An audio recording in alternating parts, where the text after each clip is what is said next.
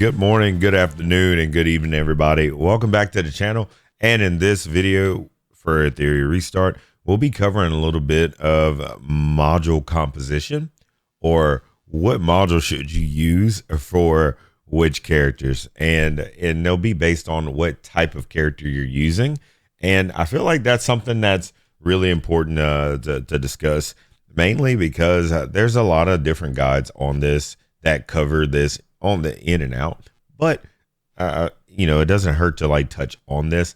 And we'll first start off with covering the damage dealers, the DPSs, and try to go over what you're using for which character and what's important. And that really helps out with team compositions and what shell you should use. And I mean, it all goes together. So this will be just kind of like a small little guide for new players and or existing players that do need to know what's good to use, what's not good to use, and so far and so forth.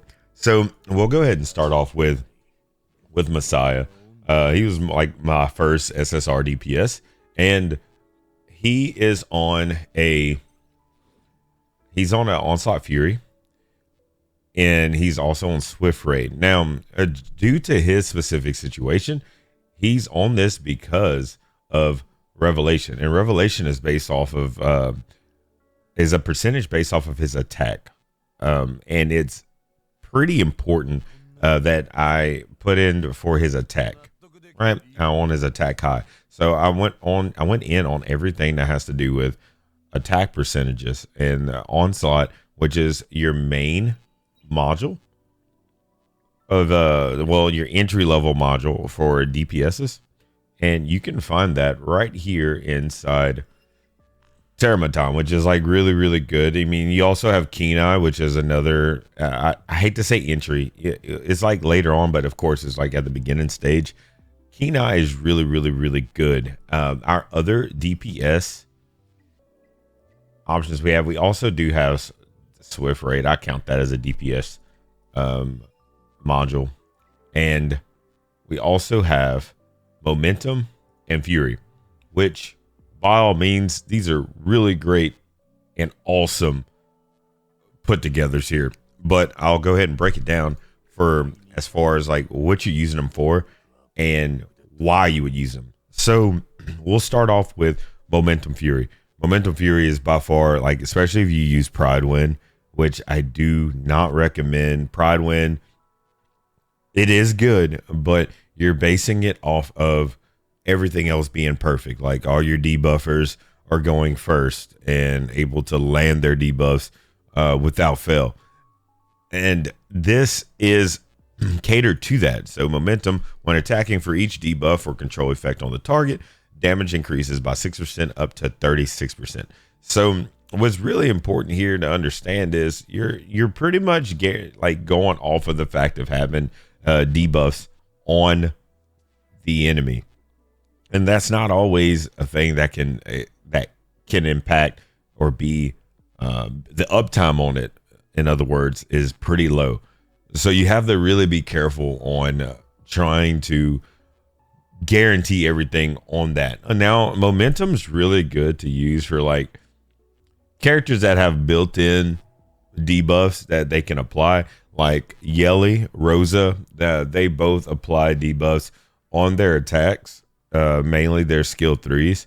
So that's really important to note, that Momentum is one of those in game, like once you've perfected your speed tuning for all your other units and having everybody to go back to back. So in other words, let's say for Aurora, you can apply the strip, which would be by either Holden or Viper. Well, then next thing you know, you'll have, after that, you'll have Dinah or any other debuffer, so to speak. So you have like Dinah or Nailu, Nail, whatever her name has become like once they released her.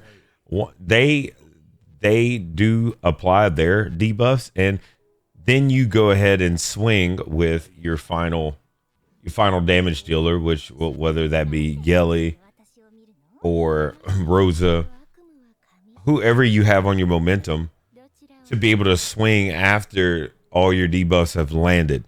Now that is, very situational, and that has like a huge percentage of fail with that 10% resist, which is a thing with all these bosses. They all have or any unit in here has a 10% built-in resist. For some odd reason, I feel like that's like way higher than that, because they be dodging some stuff, right? And right after that, we have Fury. Aurora is really good for getting these sets. Fury is, well, the 8-piece bonus would be the Animus lands a crit. The damage of that hit increases by an additional 12%. That is really, really impactful. Of course, as you could tell, like it just makes this like crazy. It makes this like beautifully like a well-crafted set, or bonuses to go together. That this 12 and that 8 is amazing, but it doesn't stop there. We'll go back and take a drop back to Terramaton. Now, when you're just starting, you only have access to Onslaught and Kenai. And what's important about this Onslaught is that for that big 12-piece 45% attack bonus. That is big. I'm telling you, that is like huge. You will miss not having such beefy attack, and you would use that mainly on anybody that doesn't have like a special ability, or really you're really using Onslaught for your corrections on if you can't land your debuff. So you just want the strong, nice base attack. Like I'll just go ahead and show here. My Yelly, I have her on Onslaught Fury. Reason why: she is never guaranteed to have debuffs up at all times. I'm not always guaranteed to have the debuffs up, and I'm not guaranteed to have many debuffs up. So I don't want to bank everything on momentum and then have momentum fail, and then it doesn't have it. And then you just also have a lot of different bosses who don't get debuffed, so it's one of those, it's give or take. You kind of just got to be very open-minded with what content you're going against, and be very aware of what you have going on. I want to say, who do I have here that is on momentum? So he's on momentum mainly because this is a good example here. I have him on momentum because he applies a debuff himself on hit. So it's very important that I have him on that kind of set, just because he he embodies it and makes it good. Chloros is like a really good option to have Momentum Fury on, because he applies his own debuff on hit, and his skill 2 applies like a pretty much a control effect, a debuff, and it makes it awesome. It's just, I love this thing. He puts his own debuff, so pretty much he acts on his own and does his own thing and makes it work. So you really can't be you just can't get any better than that. One of these days I will go back and like put some lattices into that. I probably could right now, but there's no telling who I really want to put these into. Anywho, we also do have Kenai, which Kenai is very interesting. Kenai is for like your heavy. Kenai is very situational, right? Kenai is very situational. I mean, I use Kenai on Lilium, and it's really done me justice. I really like Kenai on Lilium. It's really good. She does what she's supposed to do. And Kenai, it's like Kenai Fury is really good to have on, let's say, your single target DPSs. Like Kenai, like we also seen the likes of Kenai Fury on Didding here, and that was, I mean, he can drive some numbers. This guy can really put up some numbers by himself, and do a lot of different things on his own. So, you know, it's one of those things where you want to put the right pieces on the right people and have everything circulating correctly. You know, that's kind of what it comes down to, or boils down to. And that eventually I would like to change this. I would like to put it back on Kenai for him. I really don't see the bulk attack. I mean, he does good for what he does, but you want to like have everything set up the way it needs to be, or for what they go off of. So him being able to get the 3 instances with the Kenai bonus would be a lot more impactful and helpful for Ditting in general. Also grouping up with all this, I still need to get rid of this because he's not that. I'm like losing out on crazy damage with not having that situated. But for the most part, I mean, it's pretty easy. It's simple understanding your DPS modules, and then we have honorable mentions. We have the ether module, Fury Edge, crazy good. Yeah, you want to link that up with any of your Momentum Fury, Kenai Fury. You want to double that down with your crit rate, crit damage modules, your groupings, and pair that up. It goes really crazy, and it goes without fail on how important that is to have that group together. And last honorable mention, Swift Raid. To me, this is a lot of people use it for the double Swift shells to hurry up and like boost up all like their supports and get their or their debuffers or their CCs up. But I also use this in tandem with any of my revelation DPSs, because this is insane right here to add that extra attack percentage on top of like Onslaught Fury. Swift Raid is nuts as far as what I've experienced with using that. And then next we will move over to our we'll say mid-range. And mid-range meaning like our in between, and I'll consider that like the debuffers. The debuffers, I can't say supports. Debuffers are like really the bread and butter for your account, because debuffers really put everything in perspective when it comes down to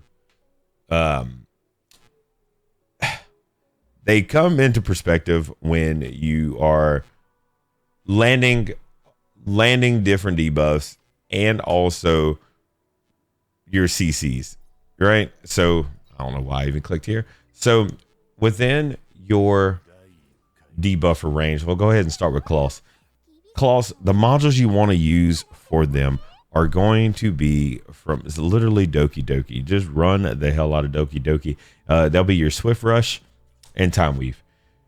The reason why you want to run those is because for one, you need them fast. You need them faster than the rest of your team, because they need to be able to apply their debuff before your DPS attacks. And then of course you want to have your Time Weave for your effect accuracy, because you want to be able to land this. And of course you want effect accuracy on the back end.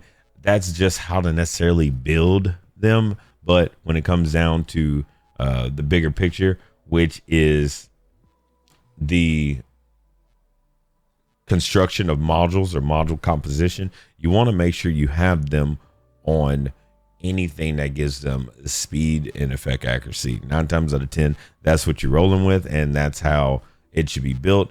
This is kind of like everywhere. That's the best I could get for that. But, you know, we make it do what it do. You can't really complain when it comes down to what pieces you get. And you want to run Swift Rush, Time Weave. The Swift Smite, you know, you want to run anything that gives them that extra speed and effect accuracy. And these are really all the modules or module compositions that you really want within that, which is pretty good that I have that here. Your Swift Rush and your Time Weave, that comes from Doki Doki, and your Swift smite comes from Aurora, sadly. So you're gonna have to divide up your time wisely between both of these because you want to get your hands on this, and you, of course, you want like effect accuracy or whatever you want. But obviously, you want effect accuracy to land your debuffs, and really, that is how you build every debuffer in the game.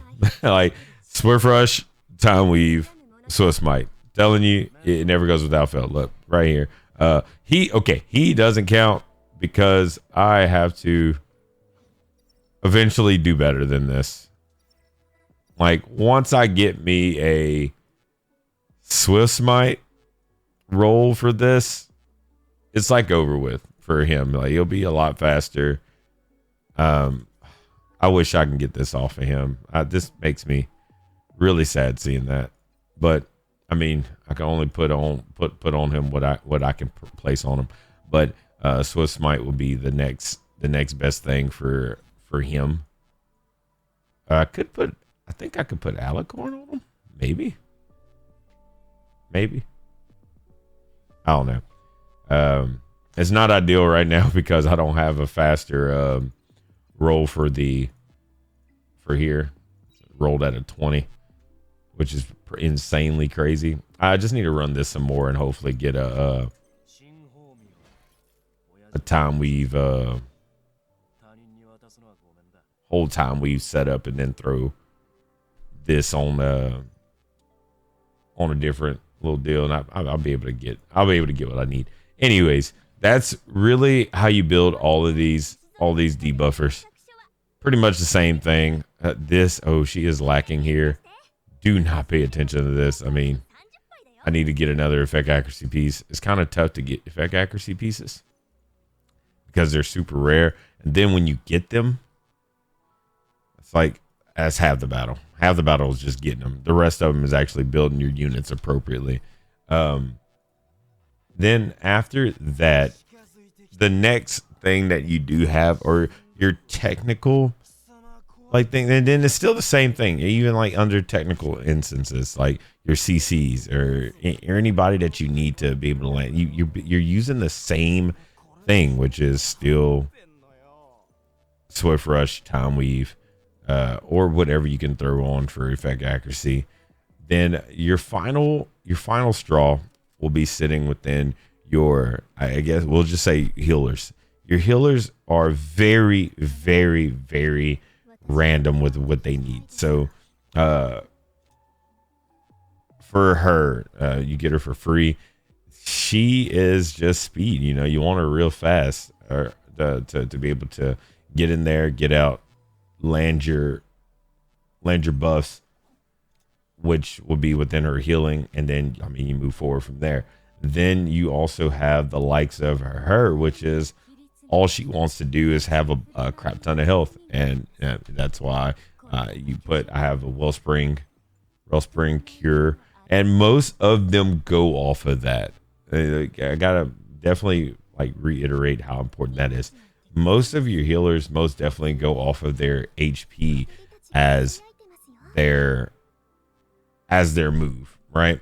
So you have to be very, very, very, very aware of how important that is to invest carefully into your units. Make sure that they all have what they need. I wish I had another HP bonus here.